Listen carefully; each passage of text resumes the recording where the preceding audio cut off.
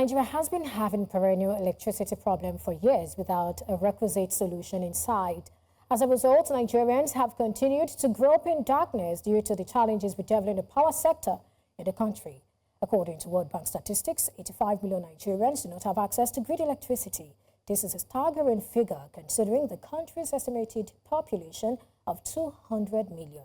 And now the federal government says it will learn power generation and transmission from Egypt in order to strengthen bilateral cooperation in energy expansion with a focus on renewable energy and rural electrification. Lanre Elatuyi, electricity market analyst, joins me for more on this. Thank you so much for joining me today. Thanks so much. Good morning, Nigerians. Good morning to you too. Well, people talk about powering economies, rapid industrialization, business growth and all. Yet Nigeria, with all its human, mineral and natural resources, has been unable to power its economy sufficiently. Why is that? It is not news to everybody that we're having a problem with our power sector. Maybe we privatized too early when we didn't have enough capacity in the country. So one of the problems we have in the country right now is that we really don't have enough generation capacity. Despite the fact that we have installed capacity of about 14,500 megawatts, what is available is just about, is less than 6,000 megawatts. And in real time, what we dispatch is less than 5,000 megawatts. So this capacity is not enough to meet the demand of every Nigerian. I mean, industrial customers, commercial customers, and other needs. So in terms of infrastructure, we're actually lacking in terms of resource adequacy. That is the needed generation capacity for the entire Nigerians. We don't really have that, and it's quite capital intensive.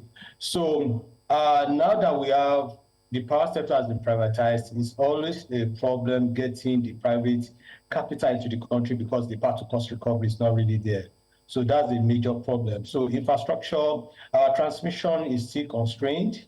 The wheeling capacity is still a problem. Then when it comes to the last mile, which is the distribution, we're still having a substantial problem with that segment in the sense that the discos are not well capitalized, they're not well funded, and they spend less on their CapEx.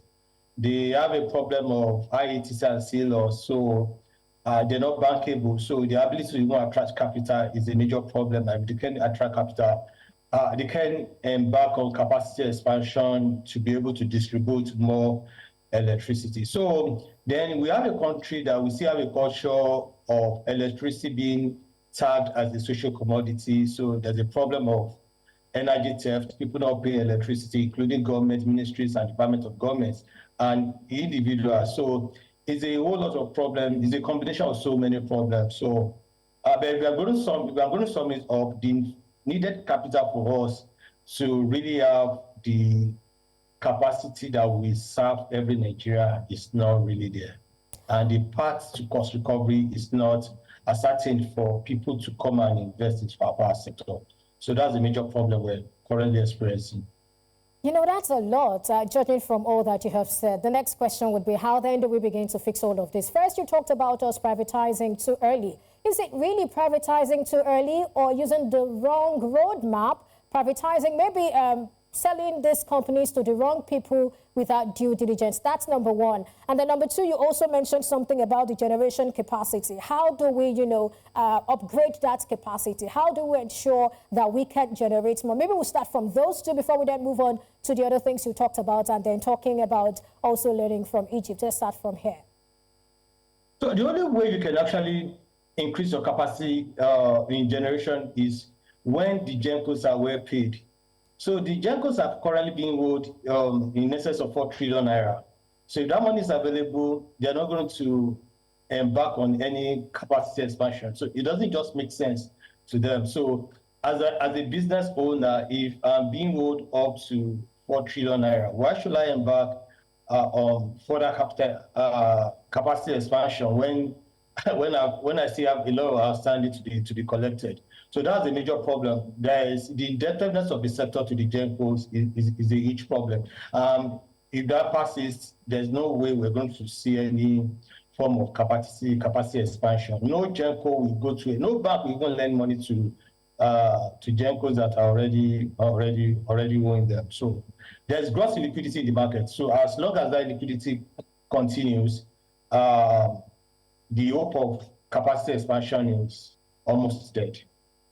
Interesting. So when will they be paid and who should Nigerians hold responsible? Because as it is clearly, we have the band A customers who are definitely paying higher. Some are complaining, but some are okay with it. I've spoken to some businessmen who say, you know what, Perpetua, since we started this band A thing, we spend less on electricity because we do not need to buy diesel and, you know, whatever it is to augment power generation. So we have all of this here. There are Nigerians who want to pay the money. So who should Nigerians hold responsible?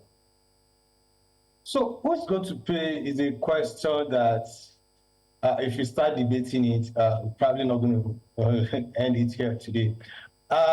You should look at the remittance obligations, minimum remittance obligations of the DISCOs or the payment waterfall in the power sector.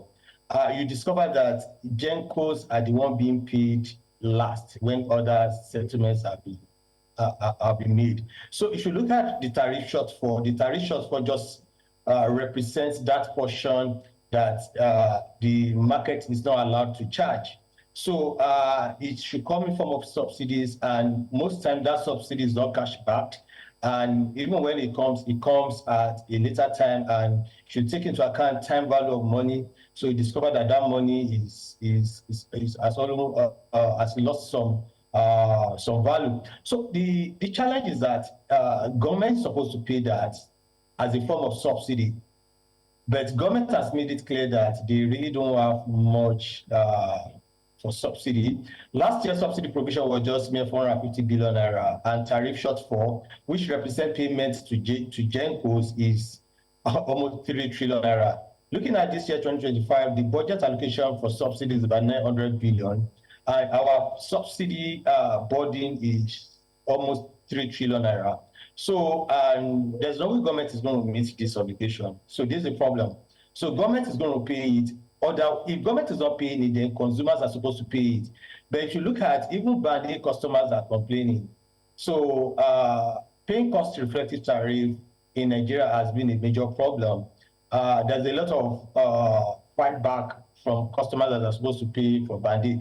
Understanding the fact that even we can't neglect the fact that even DISCOs are not made electricity available for the number of hours under band A. But notwithstanding that, it's very hard to charge cost-reflective tariff by the end users, given the economic reality of Nigerians right now. So it's going to be sensitive on the part of the government to ask everybody to pay what is called cost-reflective tariff.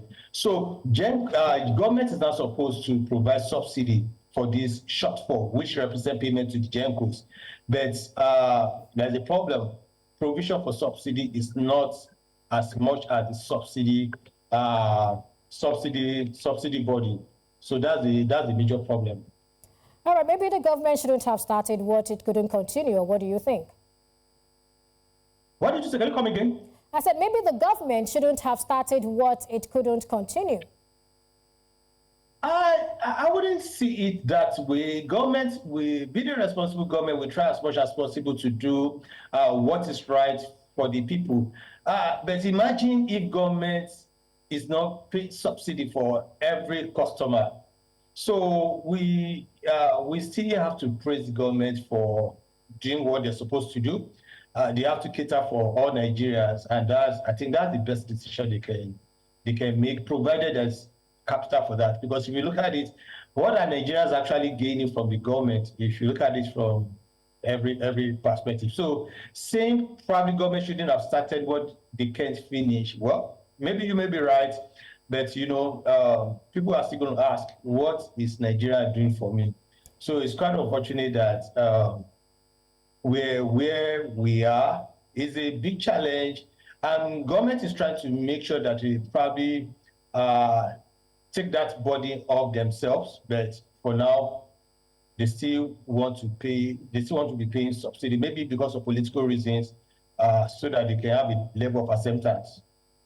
Well, you have also said that electricity should not be seen as a social commodity, so maybe we all need to also look at that.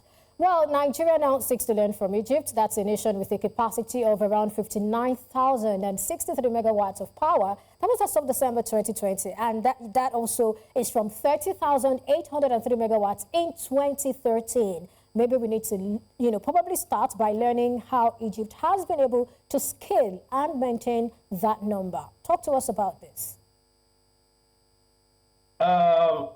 I think it's been flying in the news, so I didn't hear the minister say it. I've not watched the video, but I was just joking with a friend this morning. I said, are we to go back to Egypt or we're to focus on the promised land? Well, maybe that statement credited to the minister will have mattered to me before privatization. But now that we've privatized, I'm not sure we have much to learn from Egypt. Let me just be clear about our market stage and where Egypt is and where Nigeria is presently. So if you ask me outrightly, can Nigeria learn anything from Egypt? I will say no and yes. I will say no because of the fact that we're far ahead of Egypt in our market development. Egypt's power sector is still being managed by a state-owned entity called Egyptian Electricity Holding Company. So it's a vertically integrated utility company where a single company is responsible for generation, transmission, distribution. So that was where Nigeria was in the days of NEPA. So if you're saying we want to learn something from Egypt, I would say we want to learn what we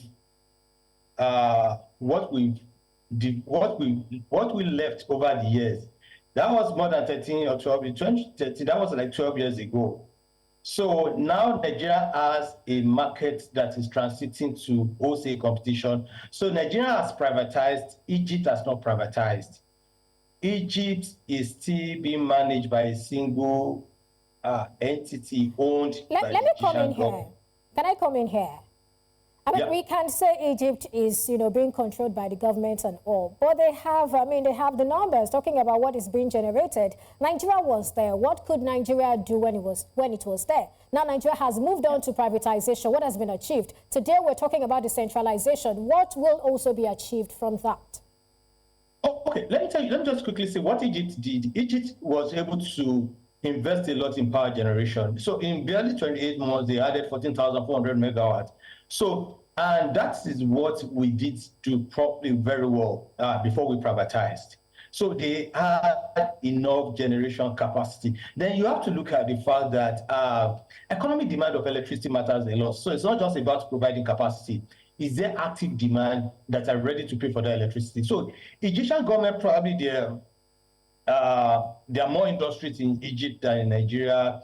They are very close to the North Africa. Maybe that has an effect over them. But they've invested a lot. They have enough generation capacity that we don't have before we privatize. So now that we privatize, it's no longer in the hands of the government. Private investors are now in charge of generation. And there's nobody that's come and engage in more generation if there's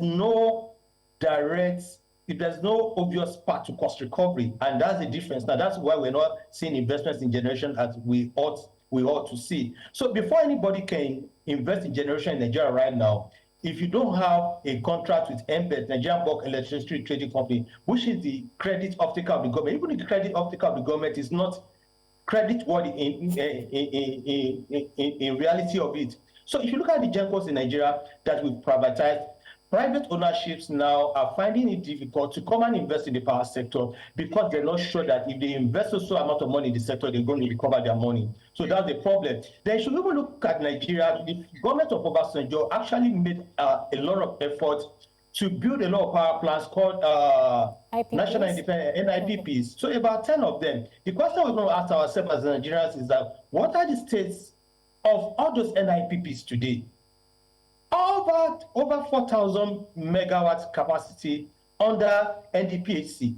What happens to those GenCos? In what states are they right now? So truth be told, we have a competitive electricity market potentially, and that's what the market is transiting to. So there's nothing we're going to learn from Egypt. Left to me, nothing. There's nothing, because they've not privatized. They've not privatized. They don't even have experience of what we're experiencing. So in terms of market knowledge, I don't see anything that we're going to learn from them. Maybe before privatization, but now, no. All right, Mr. Elatuyi, thank you so much for your thoughts. I was going to ask you one more question, but my director says it's time up. Thank you so much for coming on the show today. Thank you so much.